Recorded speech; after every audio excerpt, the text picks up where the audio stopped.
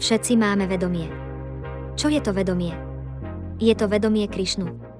Zabudli sme na Krišnu a preto hovoríme len vedomie. Skutočné vedomie ale znamená vedomie Krišnu, pretože bez Krišnu nemôžeme mať žiadne vedomie. Ako by mohol existovať slnečný svit bez slnka? Hovoríme preto slnečný svit a nie iba svit. Vedomie preto znamená vedomie Krišnu. Aby sme tomu porozumeli, vyžaduje to trochu inteligencie, ktorú majú odaní ako je Kunti. Kunti preto hovorí: Pánduovci a Jaduovci majú dôležité postavenie, ale čo v skutočnosti znamenajú? Krišna sa s nimi prišiel rozlúčiť a Kunti narieka: Odchádzaš a už ťa nebudeme môcť vidieť. Na čo nám potom bude naša povesť a sláva? Hovorí, že bez Krišnu bude ako zmysly bez života.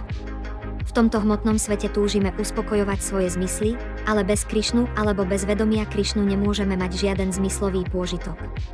Môžeme mať silné ruky a nohy, ale keď nemáme vedomie Krišnu, nemôžeme ich používať. Inteligentnému človeku je jasné, že bez Krišnu nemajú zmysly žiadnu cenu a stane sa jeho odaným. Uvedomí si, že medzi zmyslami a Krišnom existuje blízky vzťah a pokiaľ sú zmysly činné, je povinnosťou každého zamestnať ich v službe Krišnovi. To je bhakti. Veľakrát to bolo vysvetlené na nasledujúcom príklade. Predstavte si, že na nejakom zhromaždení nájdete $100 bankovku, ktorá niekomu vypadla z peňaženky. Keď si ju vezmete a dáte ju do svojej vlastnej peňaženky, ste zlodej, pretože to nie sú vaše peniaze. To sa nazýva bhóga alebo falošný pôžitok. Niekto si ale môže myslieť: prečo by som si ju mal všímať? Patrí niekomu inému. Nechám ju tu ležať. Nemám s ňou nič spoločné. To je tiaga alebo odriekanie. Aj keď je to rovnaká $100 bankovka, jeden človek si chce jej prostredníctvom užívať a druhý sa jej zrieka. Obaja, bhógy aj tiagy, sú ale hlupáci. Bhógy je vlastne karmí alebo ten, kto veľmi ťažko pracuje, aby mohol využívať zdroje hmotnej prírody na svoj pôžitok. Sú to napríklad vedci, ktorí skúmajú, ako prírodu vykorisťovať ešte viac. V skutočnosti chcú len kradnúť. Opakom je tiagy alebo ten, kto kradnúť nemôže a riadi sa tzv. Filozofiou kyslého hrozna, lebo si myslí, že také veci sú na nič a že ich nepotrebuje. Ľudia sú väčšinou bhógy, chcú všetko používať pre zmyslový pôžitok, ale nájdeme aj tých, ktorí si nemôžu užívať a hovoria, že nič nepotrebujú. Vráťme sa k nášmu príkladu.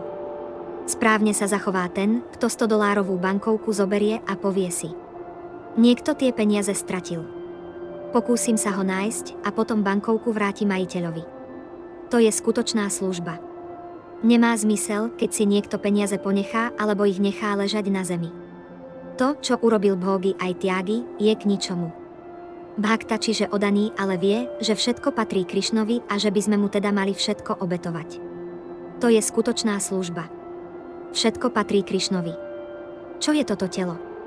Je to iba zoskupenie hmotných prvkov, zeme, vody, ohňa, vzduchu a jemných psychických prvkov, mysli, inteligencie a falošného ega. Krišna hovorí: všetkých týchto 8 prvkov sú moje oddelené energie. Ako môžu byť potom telo a myseľ naše? Aj keď hovorím, že toto telo je moje, neviem ani, ako funguje.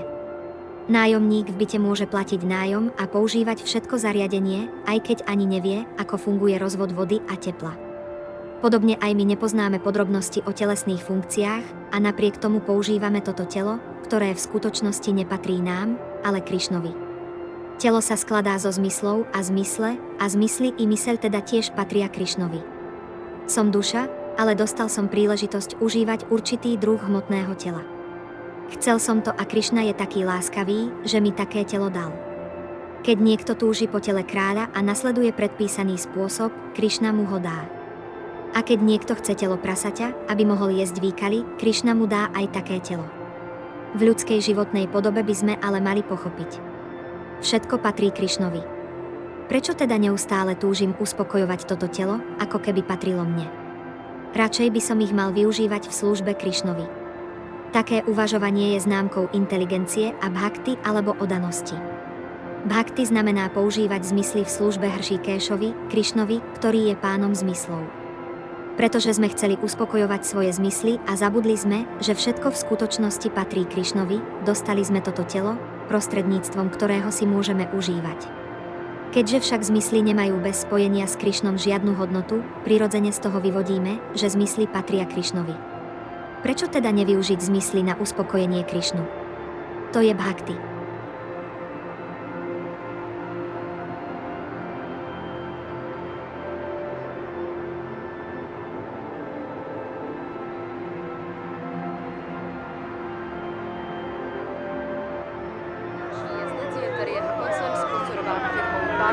První trik je vysoký frontside air, následně 360 značný red, opět vysoký air, backside.